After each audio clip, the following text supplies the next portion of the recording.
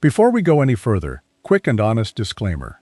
Everything I share in this video is based on publicly available research, testing standards, and my own opinion as someone who reads labels for a living.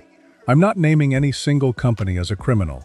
What I am doing is showing you exactly how the olive oil business works, what the testing actually reveals, and how to tell for yourself whether the bottle in your kitchen is the real thing or a very expensive imitation. Stick with me, because by the end of this you'll never shop for olive oil the same way again. Let me start with the part almost nobody tells you. Olive oil is one of the most adulterated food products in the entire world. That's not a conspiracy theory. That's the conclusion of researchers, customs investigators, and the olive industry's own governing bodies. And the reason is simple. Real extra virgin olive oil is expensive to produce. It takes good olives, fast pressing, careful storage, and it has a short shelf life. Cheaper oils, sunflower, soybean, canola, or lower-grade olive oil, cost a fraction of that. So the temptation to cut a premium product with something cheap and sell it at the premium price has existed for literally thousands of years. The ancient Romans had inspectors and stamped seals for exactly this reason. Nothing has changed except the marketing budget. Here's the thing that got me obsessed with this topic. Back in 2010, researchers at the University of California, Davis tested dozens of imported olive oils sold in American stores and labeled extra virgin. A large share of them failed to meet the standards for what extra virgin is even supposed to be. Failed. On the shelf, with the premium label right there on the front. And this pattern has shown up again and again in testing over the years, in different countries, with different labs. So when I say some of what's being sold as extra virgin isn't really extra virgin, I'm not guessing. The testing keeps saying it. Now before we go further, let me clear up something that confuses almost everyone. Because you cannot shop smart until you understand it. The words on the front of an olive oil bottle are not just marketing. They're supposed to be grades, and the grades mean very specific things. Extra virgin is the top grade. It means the oil was made by simply crushing olives and separating the oil mechanically, with no heat and no chemicals. And it has to pass both a chemistry test and a taste test with no defects. That's the real stuff. Virgin olive oil is a step down, same basic idea, but it's allowed to have minor flaws. Then you get to the words that trip people up. Pure olive oil, or just olive oil, or light or classic. These are usually a blend of refined olive oil and a little bit of virgin oil for flavor. Refined means the oil was chemically or industrially treated to strip out defects, which also strips out much of the flavor and many of the beneficial compounds. And at the very bottom is pomace oil, which is extracted from the leftover paste using solvents. It's the cheapest, most processed olive product there is. So when a bottle says light, and you think you're being healthy, understand that light refers to light flavor and color. It is often the most refined thing in the aisle, not the healthiest. So let's talk about how the trick actually works. Because once you understand the mechanics, you can protect yourself. The first method is straight dilution. A bottle labeled extra virgin gets blended with cheaper refined oils. Sometimes it's a lower grade of olive oil that's been chemically treated to strip out the bad taste and smell. Sometimes it's a completely different oil, like sunflower or soybean, colored and blended so it looks the part. To your eye, it's golden. To your wallet, it's premium. But nutritionally, it is not the thing you paid for. The second method is the label game we just covered, leaning on words like pure, light, classic, and from the Mediterranean, that sound premium but are often the most processed products on the shelf. A lot of shoppers think they're buying a health upgrade, and they're actually buying the opposite. The third method is origin laundering. A bottle might say, product of Italy, or bottled in Italy, in big letters. But that can simply mean the oil was bottled or blended there, while the actual olives were grown and pressed in several other countries and shipped in by the tanker. It's legal, it's common, and it means the romantic image on the label has almost nothing to do with what's inside. The little flag is decoration, not a birth certificate. Now let me give you the red flags, because this is the part you can actually use in the store today. Red flag number 1, the price. Real extra virgin olive oil cannot be produced for almost nothing. If a large bottle is priced suspiciously low, compared to everything around it, that low price came from somewhere, and usually it came from what's actually in the bottle. I'm not saying expensive automatically means real.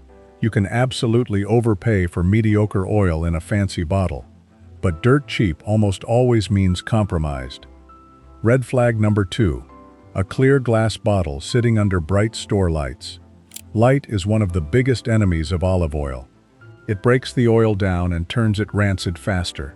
Quality producers who actually care about what's inside tend to use dark green glass or tins specifically to protect the oil. A cheap, clear plastic bottle is a hint that protecting the oil was not the priority. Red flag number 3. No harvest date. This is a big one. Olive oil is not like wine. It does not get better with age. It gets worse, steadily, from the day it's pressed. Real producers who are proud of their product will often print a harvest date, not just a best buy date that could be 2 years out. If there's no harvest date anywhere and just a vague expiration far in the future, ask yourself why they don't want you to know how old it already is. Red flag number 4. It says extra virgin, but tastes like nothing. Real extra virgin olive oil has personality. It should taste a little grassy, a little peppery, sometimes with a bit of a bitter kick, or a tickle at the back of your throat when you swallow it plain. That peppery bite at the back of the throat is actually a sign of certain healthy compounds being present. If your oil tastes flat, greasy, and totally neutral, that flatness is telling you something. Red flag number 5. Certification seals that aren't really certifications. A leaf graphic, a rustic olive branch, or a national flag on the label is decoration, not proof. What you actually want to look for are genuine third-party quality seals and protected origin designations, which I'll get to in the real section. Now, before I show you the real ones, let me bust one popular myth, because you've probably heard it and it'll steer you wrong. The fridge test, the idea that real olive oil will solidify in the refrigerator and fake oil won't. It sounds scientific. It is not reliable. Different olive varieties solidify at different temperatures, and some adulterated oils will thicken too. You can waste a bottle chilling it and learn nothing trustworthy. Same with the burn test and the does it clump tricks floating around online. The only truly reliable test is a proper lab analysis, which you and I can't do at home. So instead of chasing kitchen myths, we rely on the label signals and the taste, which actually work. So let's talk about the 4 types of olive oil you actually can trust, and what makes them different. The first category of genuinely real olive oil is anything carrying a legitimate, protected origin seal. In Europe, these are official designations that legally tie the oil to a specific region and require it to be grown and pressed there under strict, audited rules. When an oil carries one of these real regional protections, there is a paper trail and an inspection system behind it. That's a completely different world from a decorative flag someone slapped on for vibes. The second category is single origin oil, with a clear harvest date and a named region, or estate. When a producer tells you exactly where the olives were grown, when they were harvested, and puts their own name and reputation on the front, they are exposing themselves to accountability. That transparency is expensive and inconvenient to fake, which is exactly why it's a good sign. The third category is oil sold in dark glass or tins with a recent harvest date. This is the packaging of a producer who understands that light and time destroy the product, and who cares enough to protect it. Combine dark packaging with a harvest date within the last year, and you've filtered out a huge amount of the junk automatically, before you've even tasted it. The fourth category is oil that carries genuine, independent third-party certification, an actual quality panel or lab seal, not a marketing graphic. These programs taste test and chemically test the oil to confirm it meets extra virgin standards, and they'll pull a brand seal if it fails. It's the difference between someone telling you they're trustworthy and someone submitting to an outside test to prove it. Now let me give you something to take home, literally. Buying good oil is only half the job. Storing it right is the other half. And most people quietly ruin good oil in their own kitchen. Keep it away from the stove. I know the counter next to the burners is convenient, but heat is destroying it a little every day. Keep it out of direct light. Keep the cap on tight so it's not oxidizing. And here's the big one.